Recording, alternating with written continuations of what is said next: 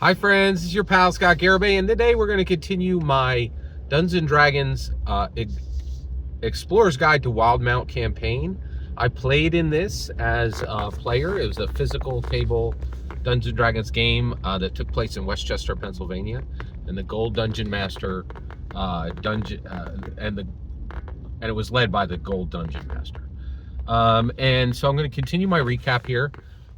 So at this point, Huckshear is getting to know Sharroc, and Sharroc is this Dwendalian scout who he saved his life, and they're on their way to Rosanna at this point, and they've been sharing their backstories. And one of the things, and Sharroc was very open and explained that he had a good friend and he explained how he got his heritage helm, and he explained how he was, and Sharroc is from this powerful Dwendalian merchant family, and their specific area of trade is textiles, clothing. Okay, and they were friends with this other powerful merchant family, who was Sharroc's best friend's son.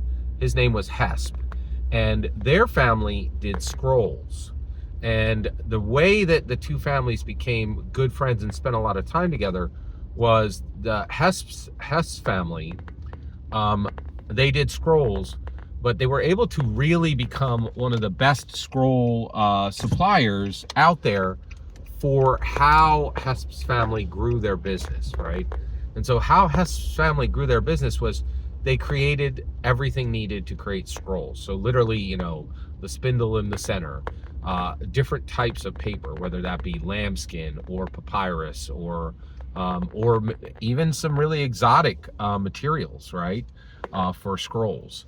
And they also supply, and so one of the things is the Hesp's family, they expanded their business by supplying all kinds of scrolls, no matter, and that meant they were supplying wizards, right? But they were also supplying historians and lore keepers, right? And so two different areas. But one of the things that Hesp's family did is not only did they go into the supplies, but then they also started to buy back and collect any scrolls that were not in use. And he built a huge library of them. And then he actually and that library was his own collection, and he would, and the family would go in and use them and just kind of enjoy them as a collection. But then they realized, once they had about 1,000 of them, that they could actually charge access to view the scrolls. And in addition to that, they could let people look at the scrolls for favors, right?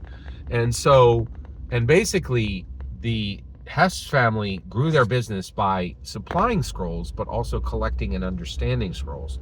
And then Sharroc's family copied it.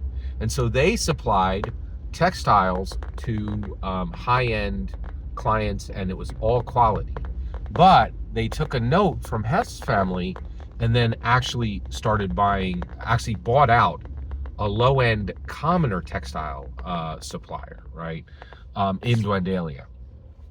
So that when there were bumps in the road and like the rich weren't as rich as they normally were, they were still making money on the low end, right? And so these two families know each other and are like really powerful allies in the knowledge they give each other and in the support they give each other, right? And so, and at this point, he has this, at this point, Huckshear understands that they kind of have a natural bond. Sharroc was really not given a lot of attention by his real parents because there was no need for them to give him a lot of attention. But he had these other parents who cared a lot about him and really made his life rich, exactly like Huckshear, right? Whose orc parents who were sword smugglers into Dwendalia were hung at Grimgolier. And then, but then these Luxon Drow stepped in and really cared for him and supplied a good life for him. So Sharroc, and so all the way from, the Dwendalian Empire, Sharroc is the child of a textile merchant, but Huckshear, all the way in Xhorhas, who is an orc raised by Luxon Drow, they have this very distinct bond, and so the two of them really become good friends. So they continue to talk as they're traveling through the Emerald Loop, where they were attacked by hyenas, until they get to the point, and they're headed toward the hallowed path, right? So they're making their path along, and then at that point, and these days are long. They're just traveling, and kind of navigating, finding the safest paths, and also, just to be clear, at one point, Sharroc is like, "Why are we avoiding crossing any rivers? Why do we only ever cross when we find a bridge?"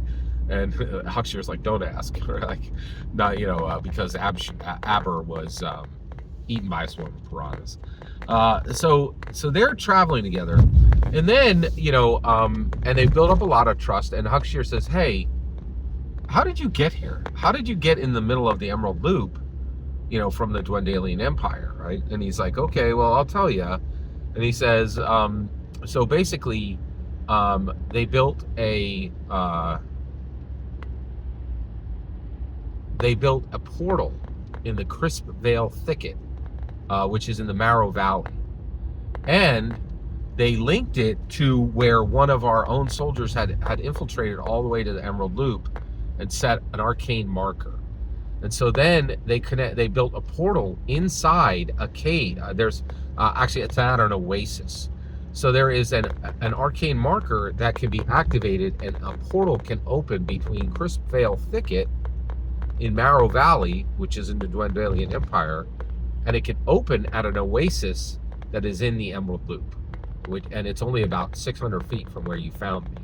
So I only got 600 feet away, and then I broke my leg, and then I couldn't move, and I was just stranded there, right? And so Huckster's like, "Oh," and then, so Huckster doesn't say it out loud, but he's like, "Oh crap," right? Like, so the Dwendalian Empire has a portal that they can amass forces at the Crisp Vale Thicket, and then they can bring those forces in mass into the Emerald Loop, which is pretty deep into, like, it's actually it's on the farther western side of Xhorhas, but it is a very real concern, like very dangerous, and this is important knowledge for him to have, and he's highly concerned, right? This is not good news, right?